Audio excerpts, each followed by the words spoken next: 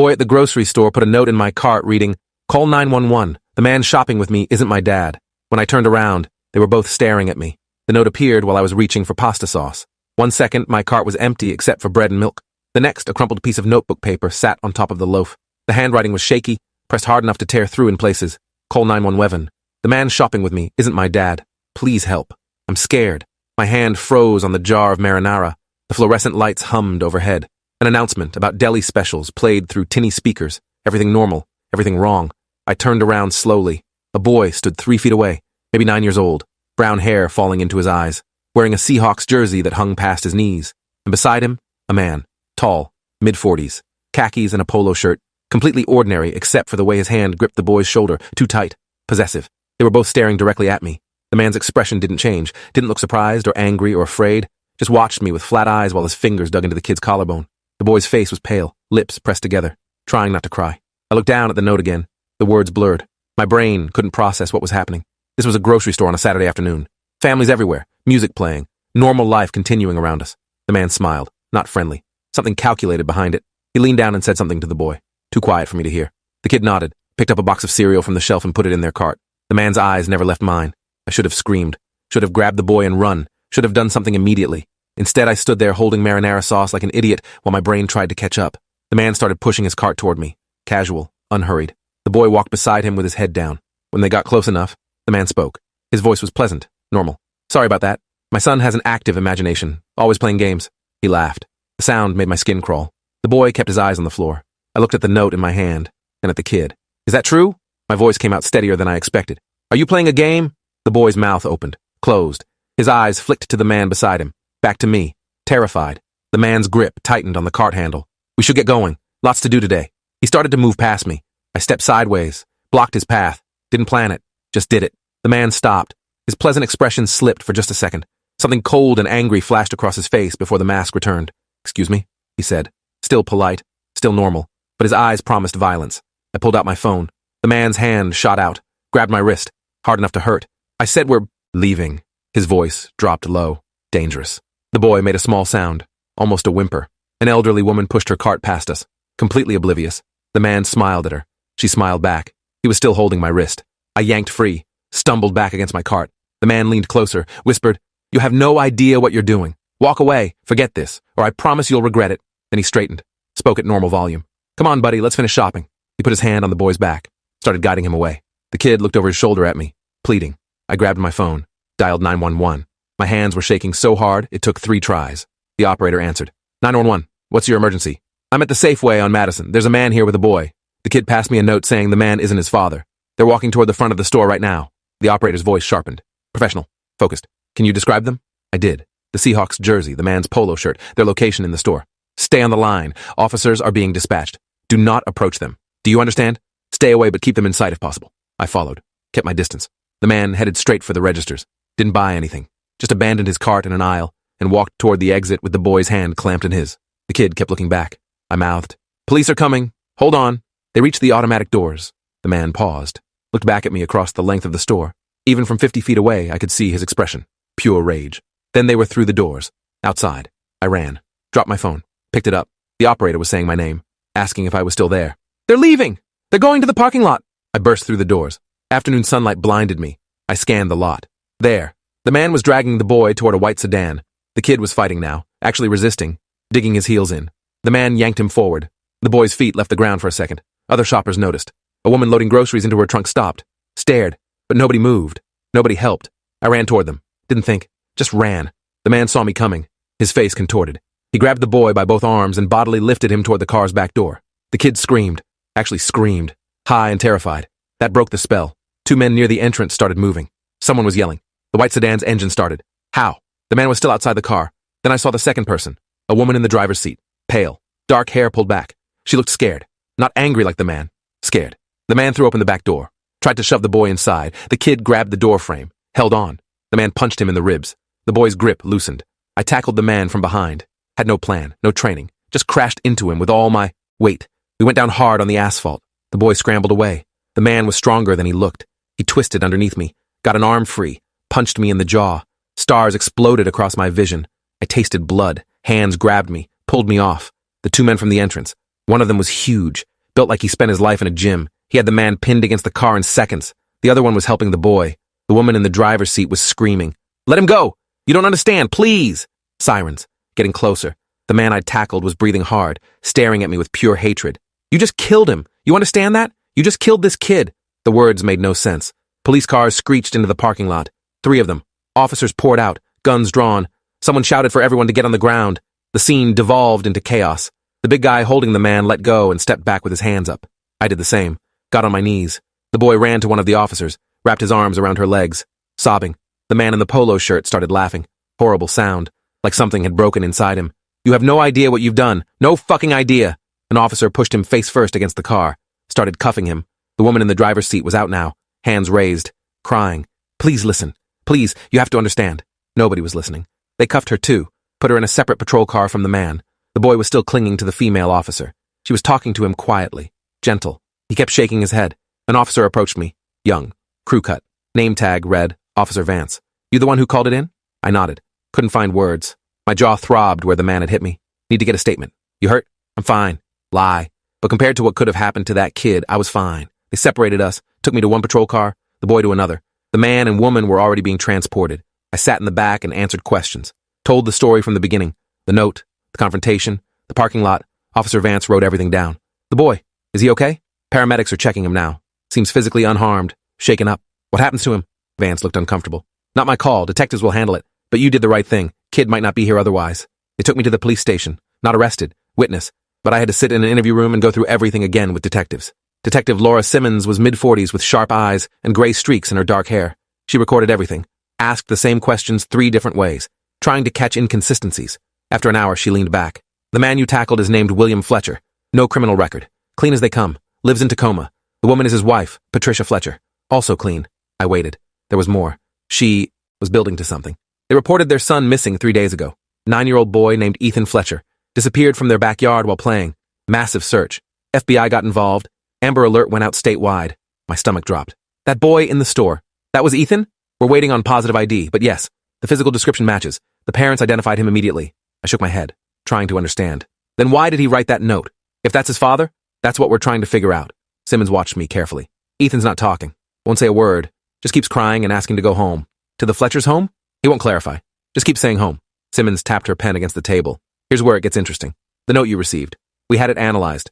The handwriting matches samples from Ethan's schoolwork. It's definitely his, but he won't admit to writing it. Won't explain anything. He's terrified." "Of what? His parents?" "They seem devastated. The mother hasn't stopped crying. The father's demanding we release them immediately, threatening lawsuits. He punched his own kid in the ribs. I saw it." Simmons nodded. "We have the paramedic report. Ethan has extensive bruising, ribs, back, upper arms. But here's the problem. All of the bruising is several days old. None of it fresh. None of it from today." The room tilted slightly. "What are you saying?" "I'm saying someone hurt that boy, badly, before today. But we don't know who." She pulled out photos. Crime scene shots, a basement room, concrete walls, a mattress on the floor, empty food wrappers, a bucket in the corner. "This is where we found evidence of recent habitation. Ethan's fingerprints are everywhere, along with an unknown second set. Adult male, not William Fletcher." The photos made me sick. Someone was keeping him there. For 3 days, while his parents searched, while the FBI investigated, someone had him locked in that basement. Simmons pulled out another photo. "We found this on the wall, written in what appears to be crayon." The photo showed words scraped into concrete. "They're going to kill me. Tell my real dad I'm sorry." I stared at it. "His real dad? Not William Fletcher?" "That's the question." Simmons leaned forward. "William and Patricia Fletcher adopted Ethan when he was 3 years old. Closed adoption. Records sealed. They're his legal parents. Have been for 6 years. But maybe he found his biological father somehow. Maybe that's who took him. That's one theory." Simmons didn't sound convinced. "Here's another theory. Ethan was abused. Ran away. Got picked up by someone. Was held in that basement. Managed to escape. Found his way to that grocery store where you happened to be shopping. He didn't escape. He was with the Fletchers. Was he? Or did he run to them for protection and they were bringing him home when you interfered?" The words hit like a slap. "You think I made a mistake? I think we don't know the full story yet. They let me go after 4 hours. Told me to stay available. Don't leave town. I drove home in a daze. My apartment was exactly as I'd left it that morning. Dirty dishes in the sink, unmade bed, coffee mug on the counter. Normal life. But nothing felt normal. I turned on the news. The story was already breaking. Missing boy found. Parents reunited. Feel-good ending. Except the reporter mentioned a confrontation. A good Samaritan who may have misunderstood the situation. They didn't name me, but showed footage of the grocery store parking lot. My tackling William Fletcher was clearly visible. The comments online were already vicious. Idiot who can't mind his own business. Some hero attacking a father. This is why you don't play vigilante. I turned it off. Sat in the dark. Kept seeing the boy's face, the terror in his eyes, the note in my cart. That hadn't been fake. That fear had been real. My phone rang. Unknown number. I almost didn't answer. Hello? Is this Nathan Cross? Man's voice, older, rough. Who's asking? My name is David Fletcher. I'm William's father, Ethan's grandfather. I said nothing. I need to speak with you. In person. Tonight. It's about Ethan. About what really happened. I don't think that's a good idea. Please. My grandson is in danger. Real danger. And you're the only person who might believe me. Something in his voice. Desperation. Fear. Why would I believe you? Because you saw his face when he gave you that note. You know something was wrong. Still is wrong. He was right. I did know. Where? He gave me an address. A diner on the outskirts of town. Public place. Safe enough. 1 hour. Come alone. Don't tell anyone. They're watching. I went. Drove to the diner with my phone in my pocket. Ready to call 911 if this was a setup. Parking lot was nearly empty. 1 semi-truck, a few sedans. I parked near the exit. Easy escape. Inside smelled like coffee and grease. Classic American diner. Red vinyl booths. Checkerboard floor. A man sat in the back corner. Late 60s.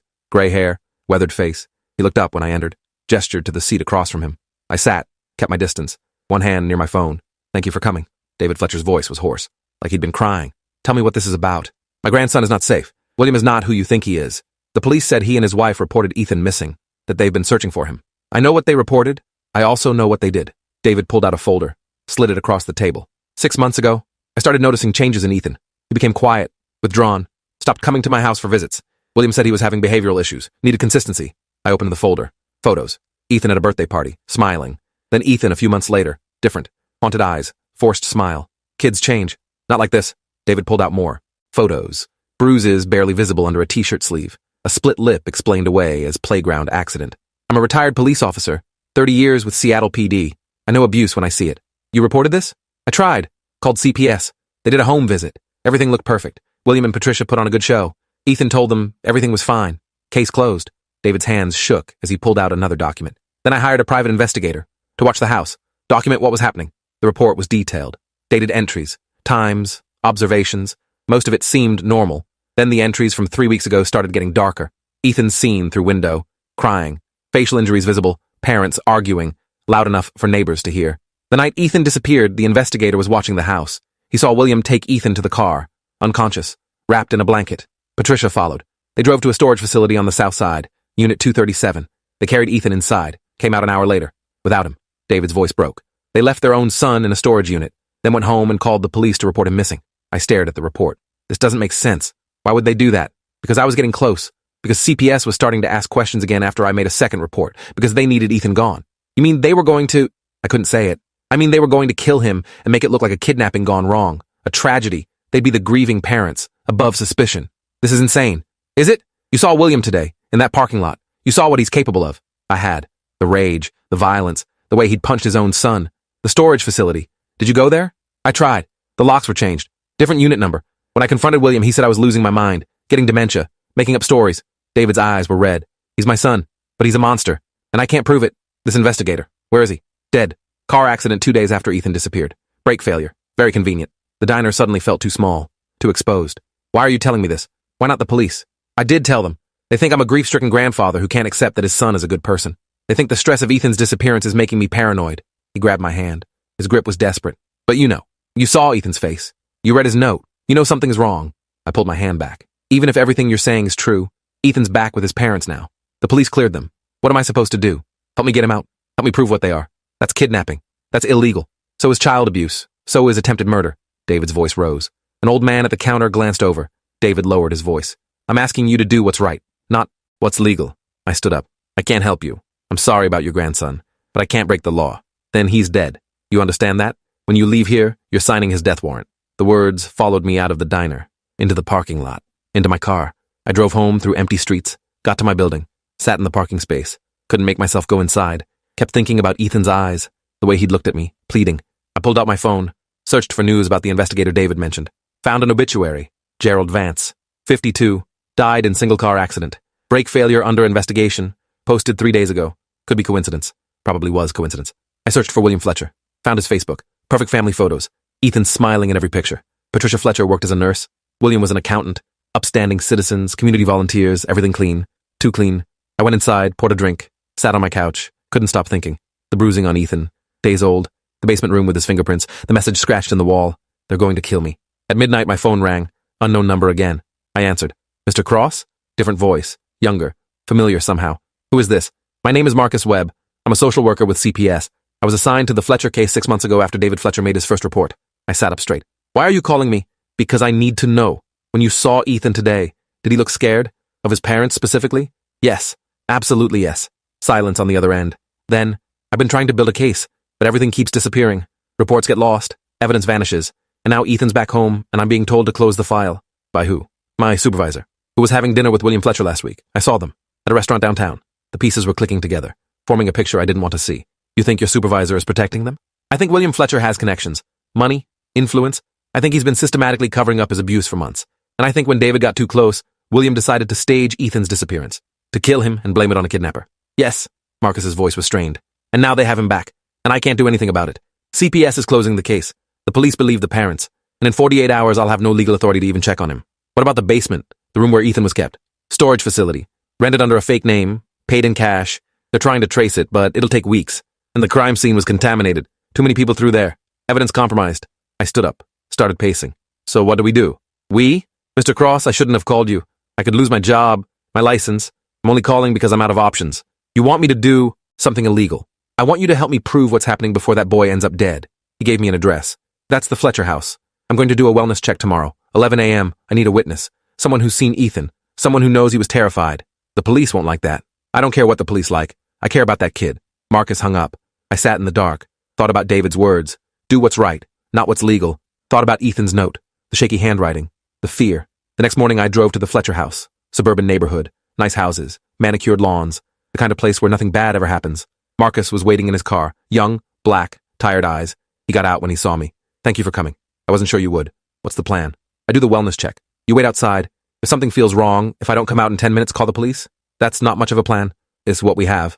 We walked to the front door. Marcus knocked. Patricia Fletcher answered. She looked exhausted. Eyes red from crying. She saw Marcus, and her expression hardened. What do you want? Ms. Fletcher, I need to conduct a wellness check on Ethan. Standard procedure after a missing child case. He's fine. Leave us alone. I still need to see him. Verify his well-being. You need a warrant. Actually, I don't. I'm with CPS. I have authority to conduct wellness checks when there's been a previous report. Patricia's hands clenched. There was no valid report. That was dismissed. Nevertheless, Marcus stepped forward. I need to see Ethan, now, or I'll have to escalate this to a judge, which will mean more official scrutiny, more visits, more disruption. Patricia stared at him, then stepped aside. Fine, but William is calling our lawyer. Marcus went inside. I stayed on the porch, watched through the open door. The house looked normal. Family photos on the walls, kids' toys scattered around. Patricia led Marcus upstairs. They disappeared from view. I counted seconds. 1 minute. 2 minutes. Voices upstairs. Muffled. 3 minutes. My phone was in my hand. Ready. 4 minutes. Marcus appeared at the top of the stairs. His face was wrong. Pale. Shocked. He practically ran down. Patricia followed. You satisfied? He's fine. Just tired. Now get out. Marcus said nothing. Just walked past me. Grabbed my arm. Pulled me toward his car. When we were out of earshot, he turned. Ethan's drugged. Heavily sedated. Could barely open his eyes. What? They're keeping him unconscious. So he can't talk. Can't tell anyone what happened. Marcus pulled out his phone. I'm calling the police. This is medical neglect. Child endangerment. He dialed. Started explaining to whoever answered. Behind us, the front door opened. William Fletcher stepped out. He saw Marcus on the phone. His face went dark. He started walking toward us. Fast. Marcus saw him coming. Sir, I need you to step back. William ignored him. Came straight at us. You're harassing my family. I'm within my rights to defend my property. We're on the sidewalk, public property, and I'm conducting official business. William stopped 3 feet away. Looked at me. Recognition dawned. You, from the grocery store. His voice was poison. You just can't mind your own business, can you? Your son asked me for help. My son has trauma-induced delusions. The doctors explained this. After being kidnapped, being held in that basement, his mind created false memories. Defense mechanism. That's bullshit, Marcus said. The only trauma is what you've been inflicting. William smiled. Cold. Careful, Mr. Webb. Defamation is a serious offense, especially from someone in your position. I'd hate for you to lose your career over baseless accusations. The only thing I'm going to lose is my patience. Ethan needs a medical evaluation. Independent. Not by a doctor you've paid off. Are you accusing me of bribing a physician? William pulled out his phone. I'm recording this. Everything you're saying.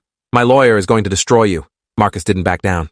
Record away. When this goes to court, I want every word documented. Police arrived 10 minutes later. Same officers from the grocery store. Officer Vance recognized me immediately. Mr. Cross, what's going on? William spoke first. These two are harassing my family, trespassing, making slanderous accusations. I want them arrested. We're not on your property, Marcus said. And I'm conducting a legal wellness check, which revealed that Ethan Fletcher is being kept in a drugged state. I'm requesting immediate medical intervention. Vance looked between us. Mr. Fletcher, is your son on medication? Yes. Prescribed by his doctor. For trauma. After his kidnapping. Completely legal. I need to see the prescription, Marcus said, and I need to speak with the prescribing doctor. This is excessive sedation, child endangerment. You need to leave, now, before I file a restraining order. William's voice was ice. Patricia appeared in the doorway. William, maybe we should let them see Ethan. Prove everything is fine. William turned on her. Shut up, Patricia. The mask slipped, just for a second, but everyone saw it. The contempt, the anger. Patricia flinched, stepped back. Officer Vance noticed. His expression changed. Mr. Fletcher, I think it would be best if we all calm down. Maybe let the social worker do his job. Clear this up quickly. I don't need to let anyone do anything. This is my home, my family. You're leaving. All of you. William's phone buzzed. He glanced at it. His face went white. No, no, no, no. He ran back into the house. Patricia screamed. We all ran, through the front door, up the stairs. Ethan's bedroom door was open, the window too, curtains blowing in the breeze. The room was empty. Ethan was gone. William was on his phone, screaming. Find him! He can't have gone far. He's drugged. He can barely walk. Marcus pushed past him, looked out the window. There's a tree. He climbed down. I leaned out. Sure enough, the oak tree in the front yard had branches close to the window, and on the lawn below, small footprints in the dew-wet grass. Leading toward the street, Officer Vance was already radioing for backup. All units. Missing child. 9-year-old boy. Ethan Fletcher. Last seen wearing... He looked at Patricia. What was he wearing? Blue pajamas. Dinosaur pattern. Same as the grocery store. The kid had been in pajamas this whole time. Vance continued describing. Units responded immediately. This neighborhood was about to be swarmed. William grabbed Vance's arm. You have to find him. He's not in his right mind. He's confused. Dangerous to himself. Sir, let go of me. He might hurt himself. Or someone else. You need to find him before... Before what, Mr. Fletcher? Marcus stepped between them. Before he tells someone the truth? William's fist came out of nowhere. Caught Marcus in the jaw. Marcus went down hard. Vance grabbed William. You're under assault. Turn around. Hands behind your back. Get off me. My son is missing. You just assaulted a social worker. You're under arrest. Vance cuffed him. William was screaming. Thrashing. Patricia was crying on the stairs. I ran outside. Looked up and down the street. Ethan could be anywhere. Drugged. Scared. Hiding. I started checking yards. Behind bushes. Under porches. Other officers arrived. Started systematic search. Going door to door.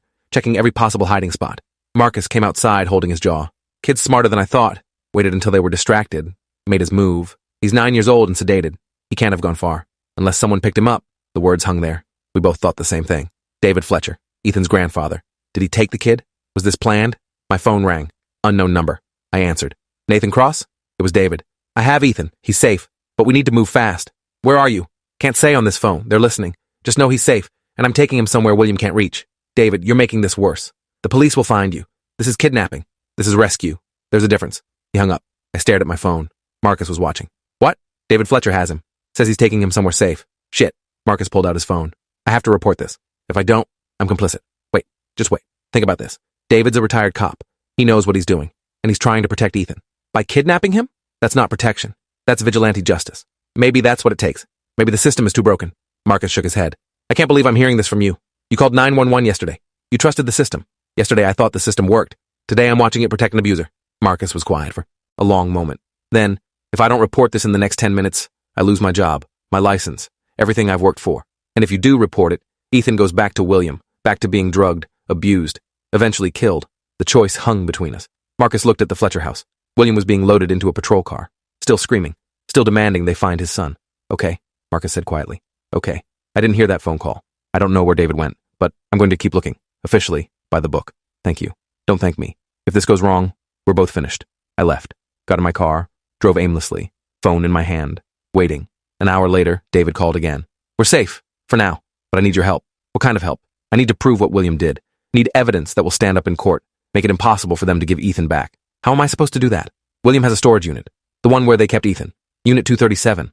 I couldn't get in before, but with William in custody, maybe you can. That's breaking and entering. That's the only way to save this kid. Your choice. Be a hero or be a bystander. He hung up. I drove to the storage facility. South side of town, rundown, minimal security, one bored attendant in a booth. I parked and walked past. The attendant didn't look up from his phone. Units stretched out in rows, metal doors, combination locks, found unit 237. The lock looked standard. I pulled out my phone, searched how to pick a padlock, found a video. It looked simple. Probably wasn't. I walked to my car, rummaged in the trunk, found a toolbox. Pulled out 2 thin pieces of metal, walked back. The attendant was gone. Bathroom break, maybe. I worked on the lock. It took 15 minutes. My hands were shaking. The lock finally gave, clicked open. I pulled the door up. The smell hit me first. Urine, sweat, fear. The space was maybe 10 by 10. Concrete floor, no windows, a bare mattress in the corner, dried blood on it, food wrappers scattered around, empty water bottles, a bucket in the corner that explained the smell, and on the wall, scratched into the concrete, messages. Help me. Please, someone help. They're going to kill me.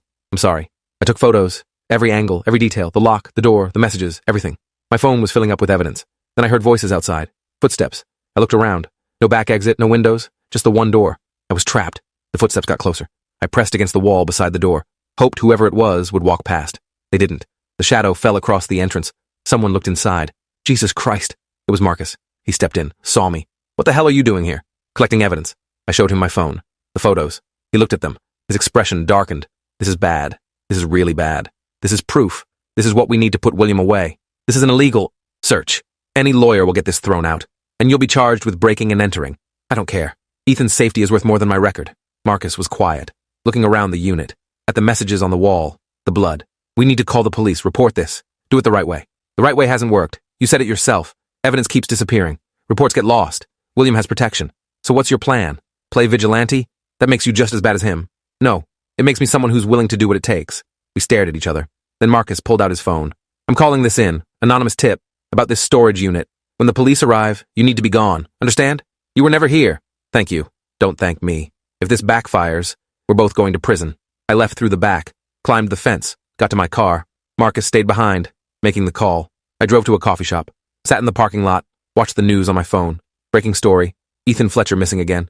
Grandfather suspected of kidnapping. Manhunt underway. My phone rang. David. I saw the news. They're calling me a kidnapper. You are a kidnapper, technically. I'm protecting my grandson. There's a difference. Where are you? Safe house. Place William doesn't know about. Old friend of mine. Retired cop. He understands. The police are looking for you. FBI, probably. You can't hide forever. I don't need forever. Just long enough to get Ethan somewhere William can't reach. Out of state, maybe out of country. That's insane. That's not a life. It's better than being dead. He had a point. I found the storage unit. Documented everything. Police should be there by now. Good. That'll help. But it won't be enough. William has lawyers, money, connections. He'll explain it away somehow. Then what else do you need? I need Ethan's testimony. On video. Telling everything. What William did. What Patricia helped hide. All of it. He's 9 years old and drugged. That's not reliable. He's clearing up. I stopped the medication.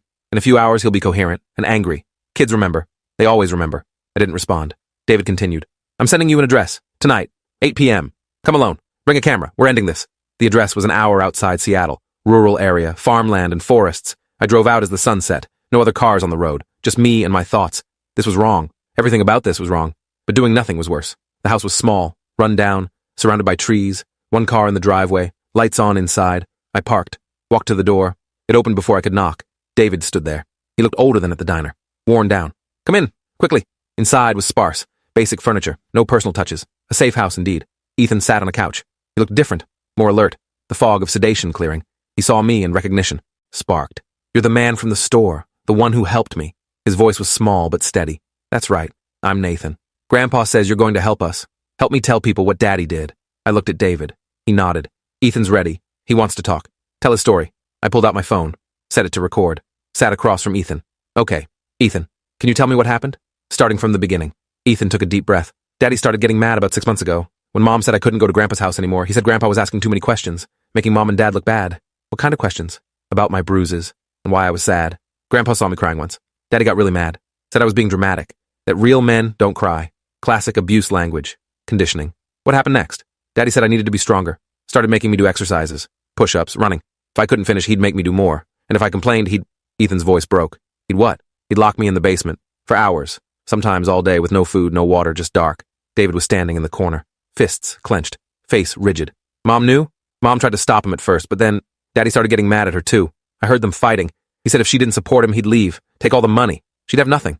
So she went along with it. Ethan nodded. She started giving me medicine. Said it would help me sleep. Help me forget. But I didn't want to forget. I wanted to leave. Is that why you wrote the note? In the grocery store? I escaped. From the storage place. Daddy put me there. Said I was being punished. That he'd come get me when I learned my lesson. But the lock was bad. I got out. Walked for hours. Found the store. Saw you and thought maybe you'd help. I did help. I called the police. But then they gave me back. And Daddy was so mad. So was Mom. They gave me more medicine. Lots of it. I couldn't stay awake. But then Grandpa came. Took me away. And now I'm here. Ethan looked around the room. Am I safe now? The question broke my heart. Yes, you're safe. I promise. But even as I said it, I wasn't sure. The video was good. Damning. But would it be enough? Would anyone believe a traumatized 9-year-old over his respectable parents? David walked me outside an hour later. That video, you need to get it to the right people, not the local police. They're compromised. FBI, news media, anyone who will listen. This is still kidnapping. You're still breaking the law. I know, and I'll pay for it. But Ethan will be safe. That's what matters. What's your plan? Keep running? I have connections. Friends from my police days. People who can get us new identities. New life. It's not ideal, but it's better than the alternative. You're talking about witness protection. Illegal witness protection. I'm talking about survival. Headlights appeared down the road, moving fast. David saw them. Shit! You were followed. I wasn't. I checked. Then they tracked your phone. Get inside. Now. We ran. The car skidded to a stop in front of the house. Doors opened. William Fletcher stepped out. He wasn't supposed to be out of custody. How was he out? Patricia was with him, and two other men. Large, professional, not police. Private security, maybe. William saw us, smiled. David, Nathan, how nice. All together. How did you get out? David called. Bail. Money talks, and false imprisonment charges tend to get dropped when the victim's father is a judge. Of course. More connections. More protection. You can't take Ethan. He's coming with me. I moved between William and the house. Over my dead body. William gestured. The two men with him pulled out guns. That can be arranged. This was about to turn into a standoff. A shootout. With a 9-year-old inside. David was beside me. I could feel him tensing, ready to fight. You don't want to do this, William. Too many witnesses, too much evidence. You're already facing assault charges. Add murder, you'll never walk free. Who said anything about murder? This is self-defense. You broke into my storage unit, kidnapped my son, threatened my family. I'm within my rights to protect myself. He was going to kill us, make it look justified, and probably get away with it. Then my phone rang, loud in the tense silence. I pulled it out. Marcus. I answered on speaker. Nathan, don't do anything stupid. I've got units on the way, 10 minutes out. William heard. His smile faltered. You called the police? I didn't have to. Marcus has been tracking this whole situation. He knows you're here, knows what you're planning. It was a bluff, but William didn't know that. The two armed men looked at William, waiting for orders. Patricia grabbed his arm. William, we need to leave, now, before they get here. No, we're not leaving without Ethan. Then we're all going to prison. Is that what you want? William's face contorted, rage and frustration. He looked at me, at David, at the house where Ethan was hiding. This isn't over, you understand? This will never be over. He got back in the car. The armed men followed. They drove off, disappeared into the darkness. I called Marcus back. Please tell me you really did call units. I did, after I tracked your phone. What the hell were you thinking going out there alone? I was thinking I needed evidence. I got it. Video testimony from Ethan. Everything. Send it to me. Now. I'm forwarding it to the FBI, to every news outlet I can find, to my supervisor's supervisor. Everyone. I sent the video, then called 911, reported the confrontation, the armed men, the threats. Units arrived 20 minutes later. Real ones this time. They took statements, secured the scene. David was arrested. Kidnapping charges. They read him his rights. He didn't fight. Just asked them to protect Ethan. Make sure he didn't go back to William. The officers took Ethan into protective custody. Gentle. Careful. He cried when they separated him from David. Begged them not to take his grandpa away. It was heartbreaking. I gave my statement. Told them everything. The storage unit. The video. The confrontation. They wrote it all down. Said detectives would be in touch. I drove home at midnight. Exhausted. Traumatized. Questioning every choice I'd made. The next morning, the story broke. National news. Video of Ethan's testimony leaked online. Someone at the FBI or Marcus or maybe someone else. It went viral. Millions of views in hours. The public reaction was immediate. Outrage. Demands for William's arrest. For investigation into how he'd been released. For justice. William and Patricia were arrested that afternoon. Charged with child abuse, false imprisonment, conspiracy. The evidence was overwhelming. The storage unit. Ethan's testimony. Medical records showing sedation. The judge denied bail. Public pressure was too strong. The trial took 6 months. I testified. Marcus testified. David testified from prison. Ethan testified via video. Too traumatized to appear in person. The defense tried everything. Character assassination. Claims of coaching. Questions about the video's authenticity. But the jury saw through it. Guilty on all counts. William got 25 years. Patricia got 15. They both screamed as they were led away. Still claiming innocence. Still playing victims. David was sentenced for kidnapping. 5 years. But with credit for time served and good behavior, he'd be out in 3. The judge acknowledged his impossible situation. A man trying to save his grandson when the system failed. Ethan went into foster care temporarily, then to a distant aunt. Someone who'd been vetted, checked, verified as safe. He started therapy, intensive, daily sessions working through trauma. Marcus visited him weekly, keeping tabs, making sure he was okay. I visited once, 3 months after the trial. Ethan was different, calmer. The fear in his eyes had dimmed, not gone, but manageable. He thanked me for reading his note, for not walking away, for helping when no one else would. I told him he was brave, that he saved himself. I just happened to be there. We kept in touch through Marcus, updates every few months. Ethan was doing better, making friends, sleeping through the night, learning to trust again.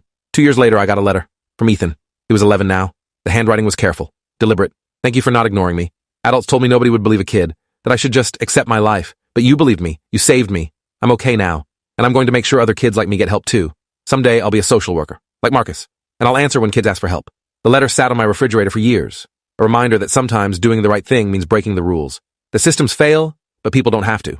That a 9-year-old's desperate, Note in a grocery store can change everything if someone just pays attention. David got out of prison, started an organization helping grandparents navigate custody battles, fighting for kids trapped in abusive homes. Ethan visited him every week, their relationship stronger than before, built on survival and sacrifice. I went back to my normal life, but nothing felt normal anymore. Every kid I saw in a store, I watched a little closer. Every family that seemed too perfect, I questioned, because I learned that evil doesn't announce itself. It hides behind smiles and respectability, behind closed doors and kept secrets, until someone hears a cry for help and refuses to look away. That's all it takes. One person willing to listen, one person willing to act, one person who sees a note in their shopping cart and chooses to believe the terrified child who wrote it. Everything else follows from that single moment of courage.